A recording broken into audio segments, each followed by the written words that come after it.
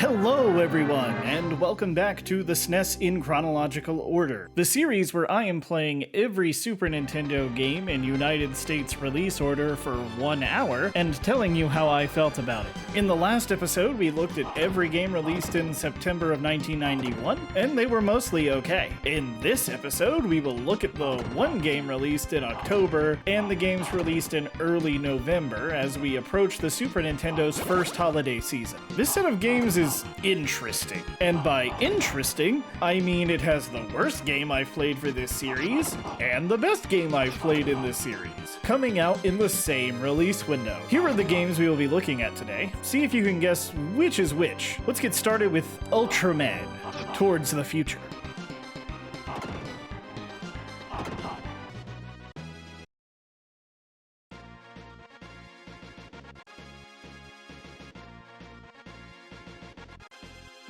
Ultraman Towards the Future really makes you feel like you're a starving actor in the 1960s wearing a cumbersome rubber suit making a TV show for breadcrumbs. At its core, it is a featureless 2D fighter with no character or stage selection. You have a range of moves whose animation length and hitboxes are incredibly questionable. Your objective is to defeat each monster of the week of relatively increasing difficulty, which you accomplish by wearing down the creature's health bar until it says finish. And when it says finish, you have to hit the monster with the strongest level special attack you have. I had to look this up. And if you do not do that in time, the monster begins to recover its health. Make sure you aren't using your 4th level attack on the same frame that the finish bar goes away, or you're in for waiting for that special bar to fill all the way back up. I saw no noticeable difference in the 4 levels of special attacks besides how much damage they do. They don't seem to have differing effects, and sometimes the enemy can dodge them. I don't know why you would use a weaker attack besides at the very beginning of a fight to whittle down the monster's health bar from range, or when you're about to die, as the game mercifully doesn't force you to start a fight from scratch when that happens. So you just use a level 2 or 3 attack to get your damage in before you lose your life to increase your chances of getting through on the next life. I'm sure I could probably spend time getting good and figuring out how to fight these monsters more effectively, specifically the later ones where I was struggling to figure out how to get a move in, as it seems like if you aren't stun-locking your opponents, they're stun-locking you. But I don't know why it would do that when I know Street Fighter 2 exists. This game simply feels a little bit too clunky to me. There's either some kind of input lag or purposeful animation length thing that really makes this game feel just really clunky. I wish I had a better word for it. I almost didn't make it to playing this game for a full hour. I was so frustrated with how this game felt by the end of 30 minutes, I walked away from this game for a full day before I could make it another 30 minutes. Stay far away from this game unless you're interested in actually torturing yourself.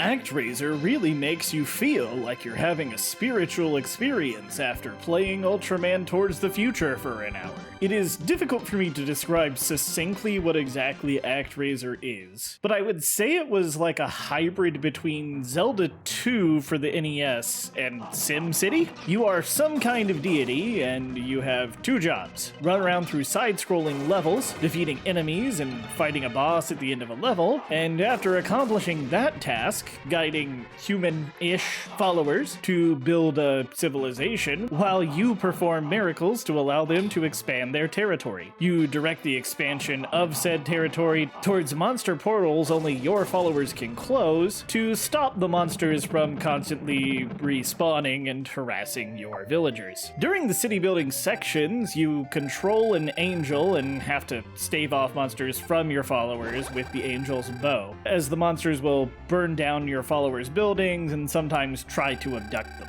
As your followers advance and eliminate the monster portals, they will find offerings to give you for solving various puzzles as you progress through the game, and speak to you with suggestions for how you can help them advance their society. I would go into more details, but I'm honestly trying to avoid spoilers as I write this script, as I absolutely think you should go play this game yourself if it looks interesting to you at all. The side-scrolling levels are challenging and satisfying to beat once you get the hang of them. The puzzles for advancing the society are varied and interesting, at least the ones I saw. Nothing was too incredibly obtuse. The music in the game is absolutely stellar. There is a fully featured save system, no passwords or beating the game in one sitting here. Come to think of it, I'm not sure I encountered a game over screen in the hour that I played. I definitely ran out of lives the first time I tried the first level, as the first boss took me a bit to figure out. Oh man, the bosses. The bosses I fought, at least, were interesting to fight, not too difficult, but also not too easy. The perfect challenge, at least what I experienced with how far I got in the game. If I had to say some negative things about the game, there's some questionable collision physics all around with both enemies and your attacks, and you suffer from early Castlevania-style knockback when you get hit, and if you fall into a pit, you die, which resulted in me dying a large number of times during the third boss fight, but the third stage had an infinitely respawning 1-up right by the boss checkpoint if you went out of your way to get it every time, so I never really felt too frustrated. I definitely ended up cheesing that particular boss out of cowardice though. Another thing to mention about the side-scrolling levels is that they seem to have multiple paths. At least I got to the second boss two completely different ways, and I thought that was really interesting. I notice, as I'm recording this voiceover, I didn't mention the graphics in this script, and I think the graphics in this game look really good for an early Super Nintendo game. The overworld sprites are a little bit reductive, but that's to be expected with where we are at in the Super Nintendo, and I really liked the way the 2D graphics looked. Everything looked pretty cool. Another thing I didn't mention in the script that I'm just gonna put in here is that the boss patterns in particular were interesting to learn. It almost felt like I was fighting a Mega Man boss, where you have some surprise attacks that you have to figure out, but once you get the hang of it, you can effectively fight the boss without even getting hit. Although saying that out loud now, maybe it's a little bit too much praise. I think Mega Man bosses have a little bit more to them than these bosses, but besides the point. Actraiser is the first game I've played for this series that has kind of led me to regret the exact format I've gone with, because I'd love to spend way more time with Actraiser right now, but every Super Nintendo game isn't going to play itself. You should definitely try this game out and see if it's up your alley. I think you'll have a good time.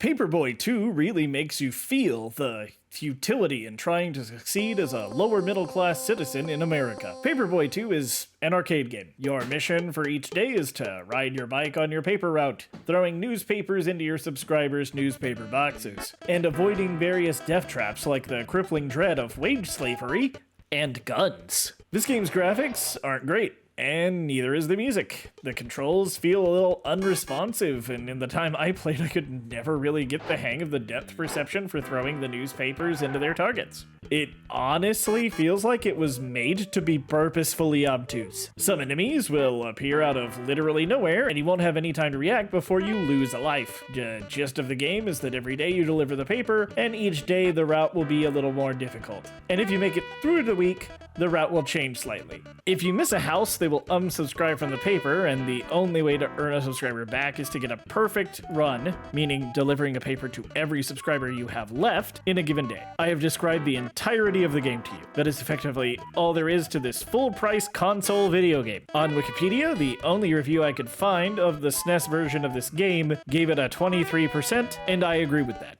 Play anything else.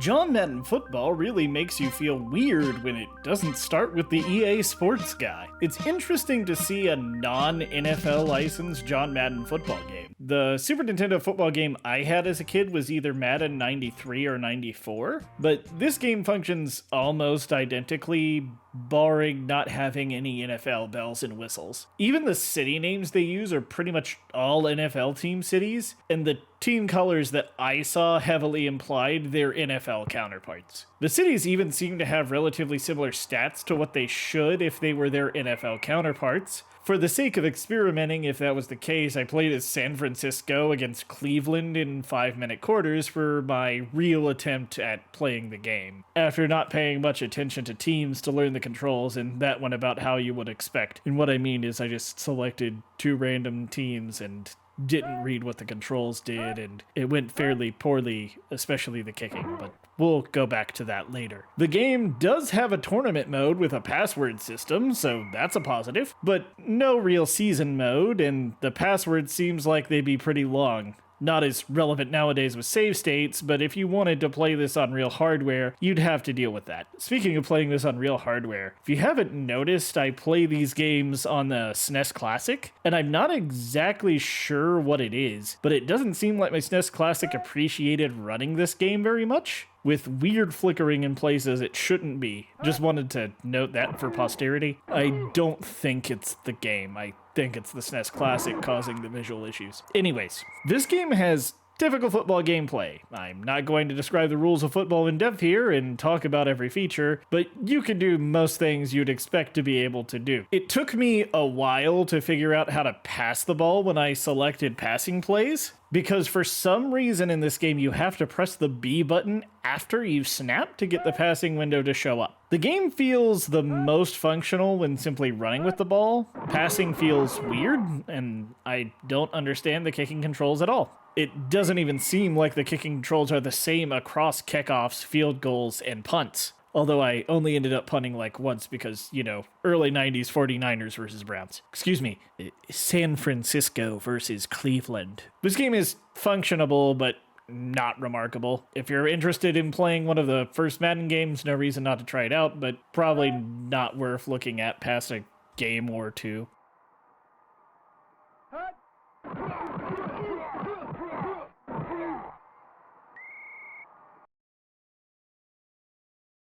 True Golf Classics, Ylai Country Club really makes you feel like that title could have been several words shorter.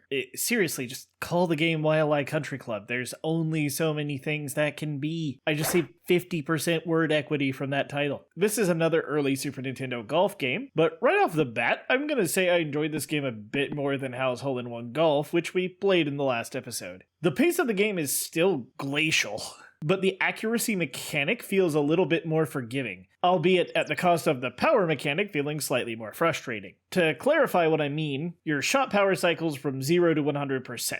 However, if you are a few frames late from that 100%, your shot will be at like 5% power, and that happened to me on more than one occasion. It looks like they put a lot of effort into the graphics and atmosphere of this game, and I think they did a good job for what they were working with. The game is a little too quiet for my taste, but it's a golf game. I listened to a video essay while I was playing it. Sometimes there were birds in the audio. It was nice.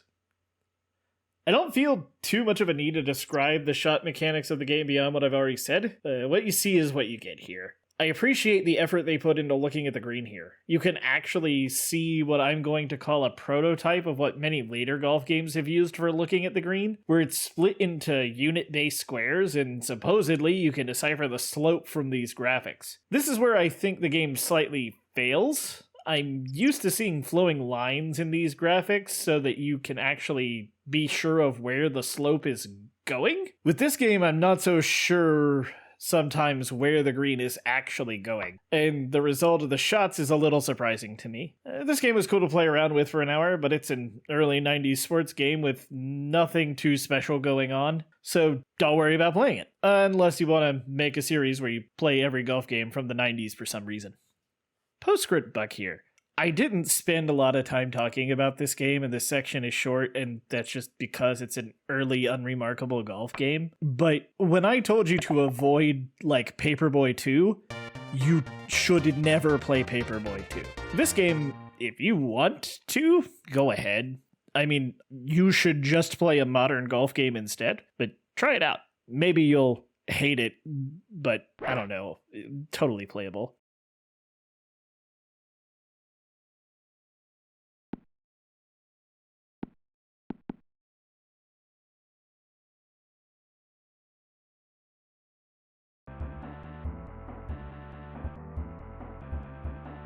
RPM racing really makes you feel like you should have just rented F-Zero again instead.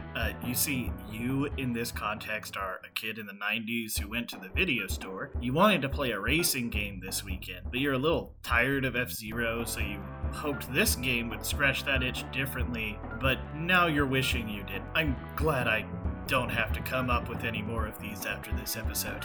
Before we get into RPM Racing's mechanics, here is what this game looked like when I tried to play it on my Snes Classic.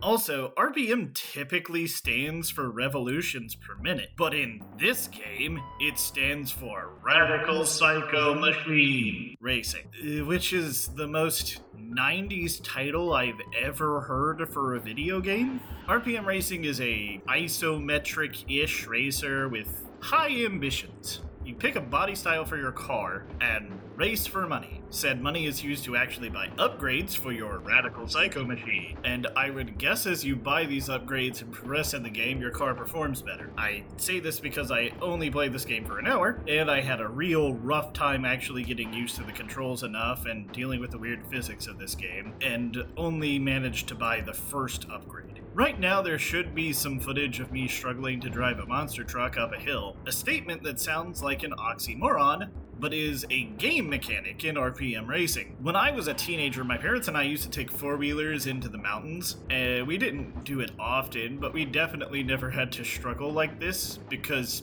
you know, we were driving all-terrain vehicles. I guess a Radical Psycho Machine doesn't count as an ATV, even though there are tracks with different surfaces in this game. I've never understood why most old racing games always have to have this split screen running, and it definitely doesn't do this game any favors, because a key component of driving is being able to see the road. I do believe it has something to do with performance issues or making sure two-player works or something like that, but that's beyond the scope of this segment. My learning process for this game went like this. 1. Figure out the controls. 2. Figure out how to turn effectively without stopping. 3. Figure out how to respond to the heinous collision physics now that I'm spending more time around opponents. And then 4. Memorize the course. Which, by the way, is a perfectly fine racing game mechanic.